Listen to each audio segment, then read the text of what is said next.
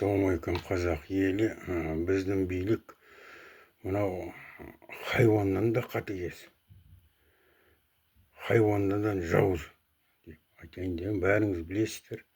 Хайуан мынау қасқыр болсын, басқа болсын, өзінің қасқырын ешқашан өлтірмейді. Қайта басқа жақта басқа біреу хайуандарды өлтіріп, малдарды өлтіріп, өзінің қасқырларын әкеледі. Біздің билік 36 жылдан бері өзіміздің қазақ халқының байлығын өзінен қызғанып, сөйтіп әркімге таратқызып, талам-таражы қылып,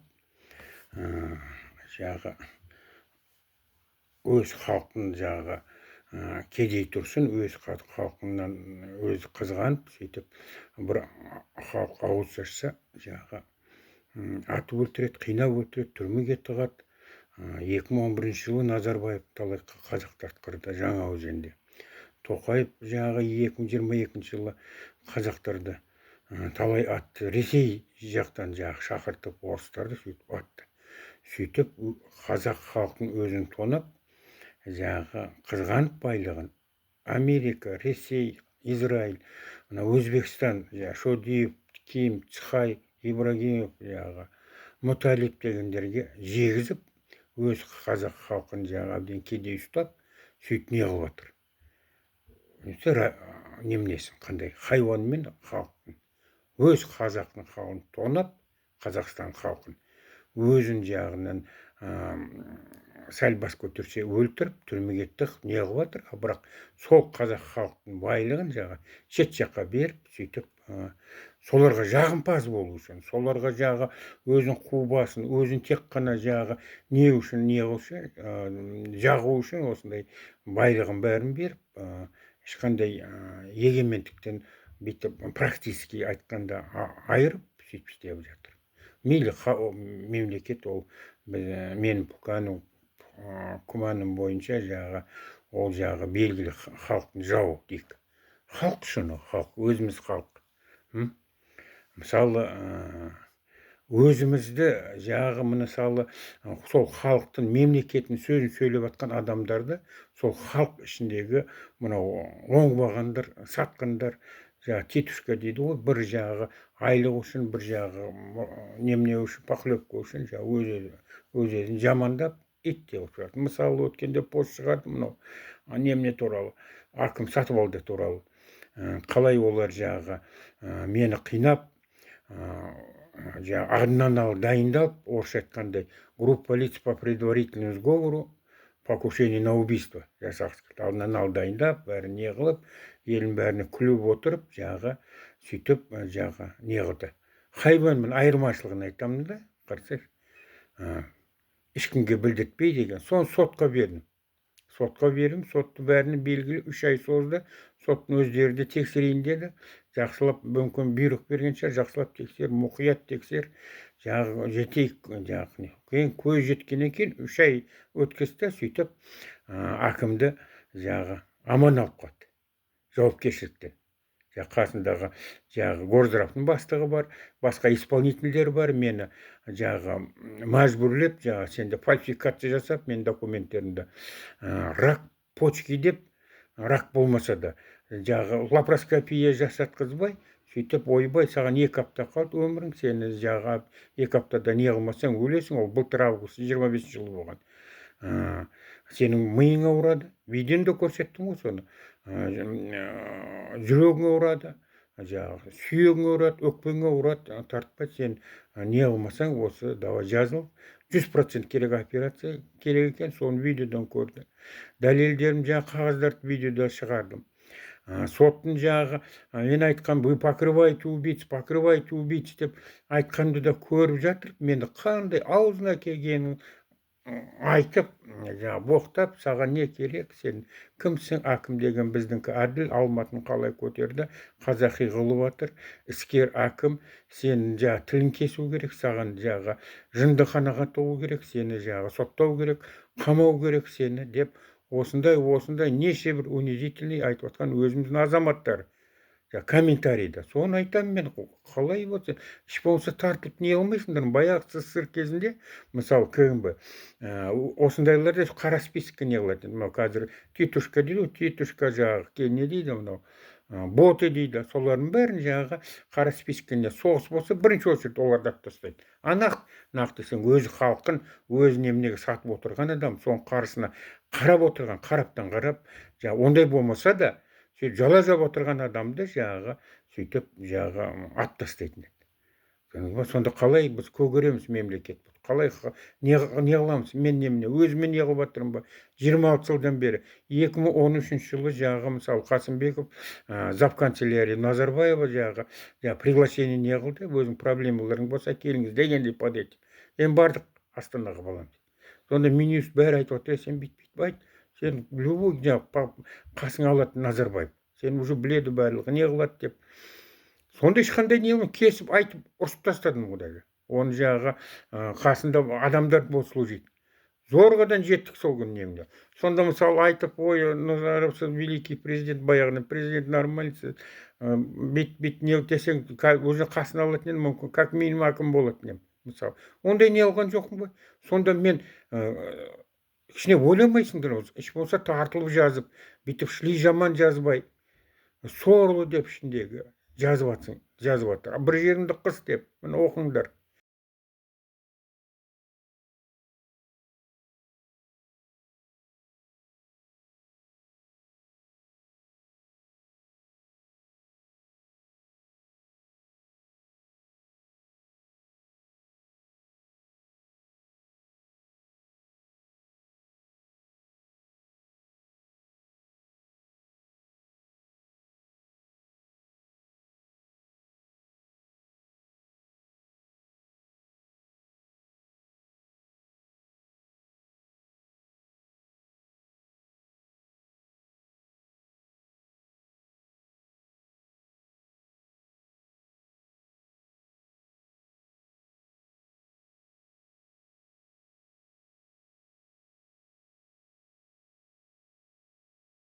Ішіндегі жалғыз бір комментарий бар, мынаны оқыңдар, соны өздерің оценка беріңдер, солай болып отыр.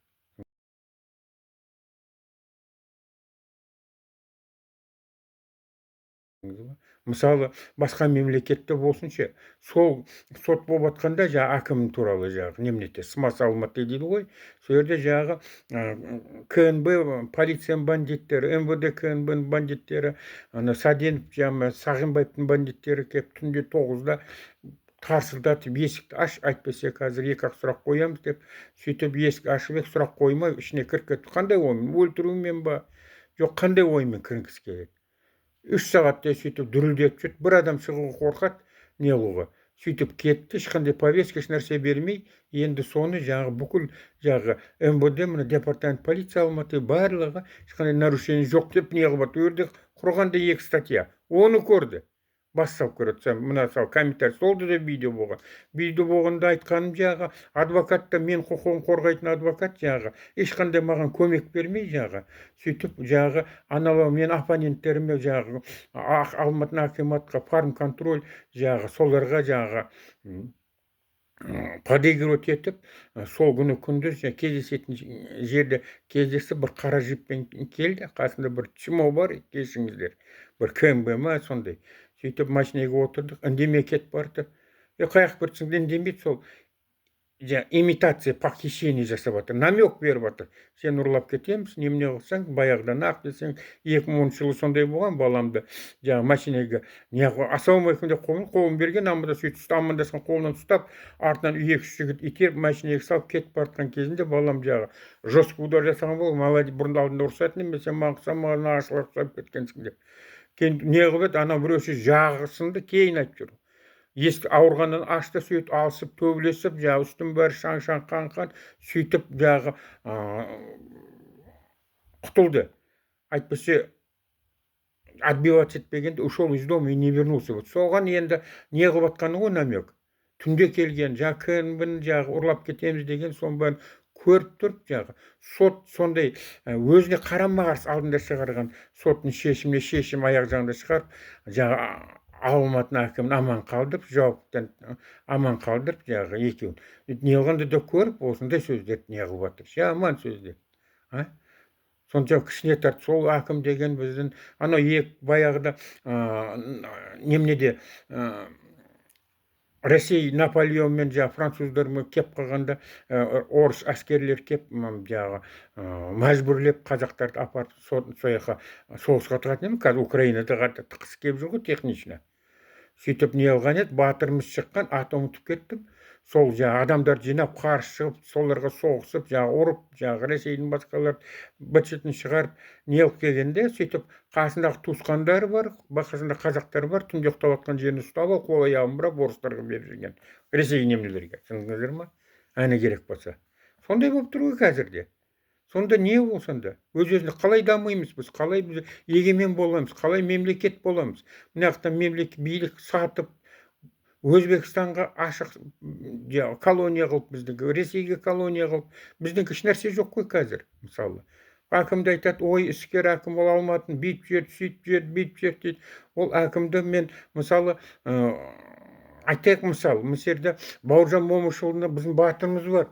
Соның тұрған үйінің табличкасы бар. Таблицасы тұратын Бауыржан Момышұлы. В этом доме последние 3 года своей жизни, с 79 по 82 жил Бауыржан Момышұлы.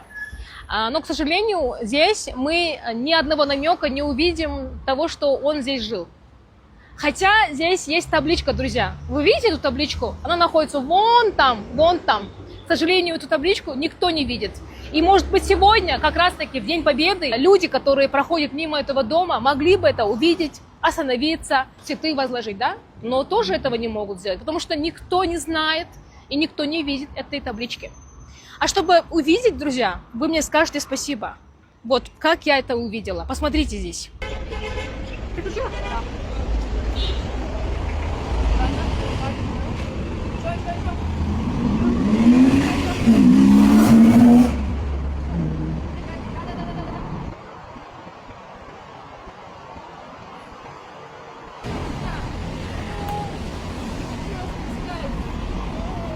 Этим видео я хочу обратить внимание на эту проблему.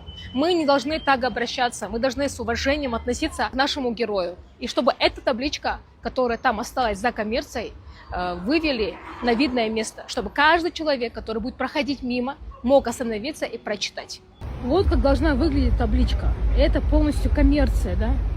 И здесь вот вывели табличку на видное место. Современная, с фотографией. Табличка нашего героя не должна оставаться за коммерцией. Это очень низкий поступок. Давайте вместе поднимем эту тему, чтобы быстрее решили. Әкім оған мән бермей, Бауыржан Момышұлы біздің немнеміз ғой, батырмыз. Оған қазақ тілін, қазақ намысы күшті болған екен Сталин батырлық берген жоқ, ұлы отан соғыстың.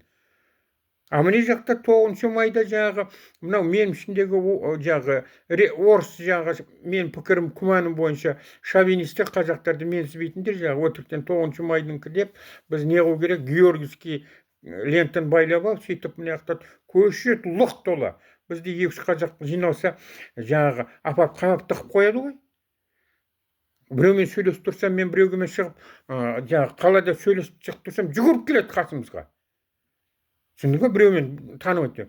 Сөйтіп қасына тұра, шайтан сияқты, жердің астынан шыққан сияқты, түсіндің бе, аңлығанда табу. Не деп сөйлеп жатыр, не деп әңгіме қылып жатыр, қасында бүйтіп соткасымен тұрады, түсіндің бе, не қылып келгенде. Ана жерде мыңдаған адам шығып, сөйтіп, міне площадьтен өтіп, мынау 28 Панфиловцы, мен күмән бойынша, пікірім бойынша, Панфилов, ана Буденныймен бірге талай қазақтар, қарсы шыққан қазақтар қырған, мынау. Соң паркіне не алғанда, сөйтіп, солармен бірге гүл қойып отыр, Панфиловтың алдына. Өздерің ойлаңыздар. Алдында сөйтіп, өңкей орыс азаматтарды отырып қойған кісілерді. Участникті қазақ құрып қапты ма? Дорогие алматинцы, уважаемые ветераны, мы гордимся именами героев войны, доблестным поколением победителей. И наш священный долг – хранить память о тех,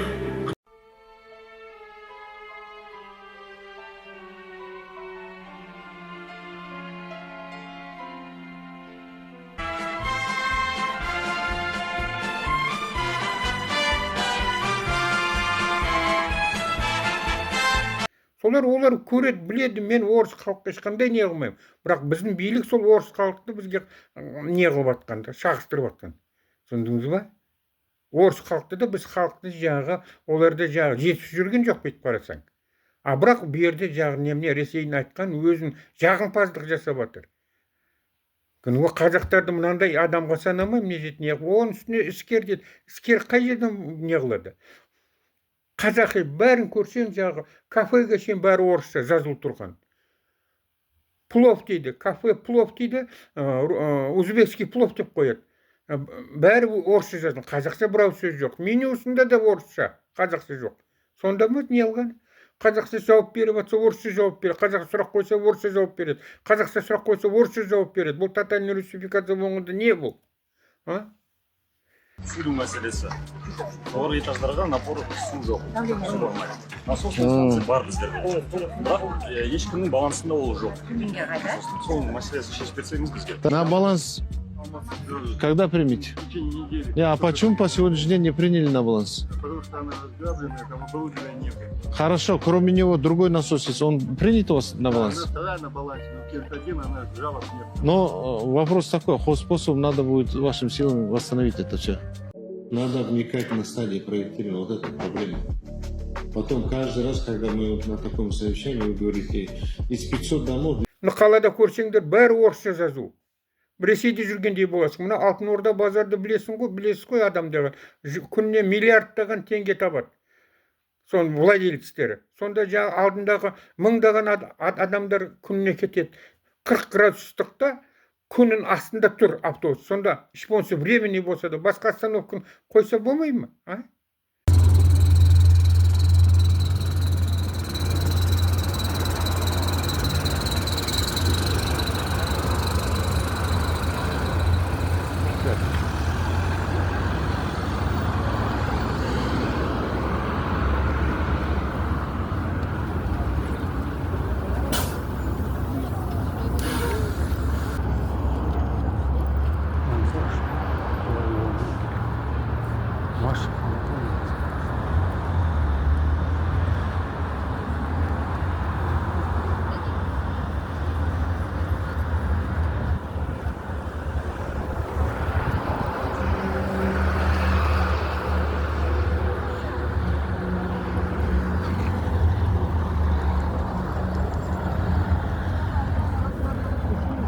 Біз дамыған мемлекет дейді, Израиль, басқа жаққа барыңызшы, айдалды остановкада кондиционер тұрады сумен ағып. А между әшейін үстінен жағы басық не қоймаған. Сол ма жағы іскер дегендер? Мынау міне жақтан жағы қалада көрсең бәрін қасып тастаған плитканы ауыстырады. Былтыр февральда көріңіздер ғой, августта ма, майдан бастап онке плитканы ауыстырады. Ол плитка жаңа плитка жаңа немнен ауыстырады. Іскер. Қазақи деген осы ма? Өзіміздің қазағымызды не қылып, осындай не қылып істеген. Міне жерде, мысалы, басқа мемлекетте бас прокурор, басқалар бәрі мына видеодан көріп тұр. Түнде полициялар келген, жағы басқа кенбелер не алған. Мынау обвинение жағы, мен айтып жатырмын сотқа, вы дейді, покрывайте убийцу деп не қылып жатырмын. Ешқандай тексеріс болып жатқан жоқ. Расследование болып жатқан жоқ. Жалғыз аяқта біреу бір нәрсе қазақ айтып қалса, дереу жағы біреу орыстың айтып еді, анау жағы журналистке, мені бүйтіп айтты, мені бүйтті, дереу қылмыстық іс не қылып, возбуждать етіп, соны расследование жасайды. А мына жерде Аким, бір қала, столицын Аким, ол подозревается жағы покушение, группа лиц по предварительному сговору, өте ауыр қылмыс ол. Ешкім демей отыр. А сен угроза, өлтіреміз, бүйтеміз, сен аузыңды ашпа. Не қыламыз, саған керек болса, балаң екеуіңізді өлтіреміз деп не қылып жатыр. Басқа мемлекетте болса, Америка, Қытайда болса, баяғыда бұл сатып алды. Мен пікір күмән бойынша кінәсі дәлелдеп жағы, электрический стулға отырғызып, қинап, майын ағызып жағы өлтіретін еді. Басқа мемлекетте. А бізді тырп еткізбей отырады. Осыдан кейін қалай не болады? Оның бәрі мейлі қылмыс, билік жағы, осындай жағы, халық жағы не қылуға болады. Ана өзіміз халқымыз, мен немене, өзіміз үшін не қылып жүрмін бе, 26 жылдан бері, өзі халықтың жаңағы коррупция, казнократство, бүйтпеңдер, сөйтпеңдер деп сын айтып жатыр. Любой время өлтіріп кетуі мүмкін. Қанша раз апарып қинаған көн бұлар. Азаңыз 2 марта скорый шақырған. Басқаларды айтсаң 1-2-3 қағаз жетпейді қанша қылмыс жасаған. Сол немене мен осы Қазақстан, қазақ халқы жаңағы не қылсын, коррупция болмасын, егемен мемлекет болсын деп шырылдап жүрміз ғой. Білем, любой время жаңағы керек болса осы пост үшін қылмыс жасап жүріп, апарып қинап өлтіріп жіберуі мүмкін. Бірақ айтып отырмын ғой даже, кішкене тартылып жаңағы бізге айналып кеткен қазақ елім. Сөйтмей алмайсыздар ма? Комментарий айтқанда. Ұялмайсыңдар ма? Соншама ана жерде көріп тұрып немнен мені басып жаңағы жерімен әбден не қылып жаңағы біреу бір қайдағы бір немнемен сияқты жамандап жаңағы қорлап жаман сөздермен не қылып жатсыңдар. Бірақ енді мынау сайлау келе жатыр, енді сайлау қалай өтетінін білесіздер. Одан кейін не қылған кейін өздерің жаңағы уже бізде шанс жоқ. Жаңағы біз қазір егемен деп ешкім айта алмайды. Егемен болмағанда и болмайды да. Бүйтіп отыра берсеңдер өзімізге шауып, өзіңдегі кішкене халықтың сөйлеген адамдарын өздерің жағы осындай жағы қол аяғын байлап жағы жауларына беріп отырсыңдар. Осы жерде айтылған менің пікірім, көзқарасым, болжамым жағы күмәнімді өздерің көзқарастарыңды қалдырсаңыз.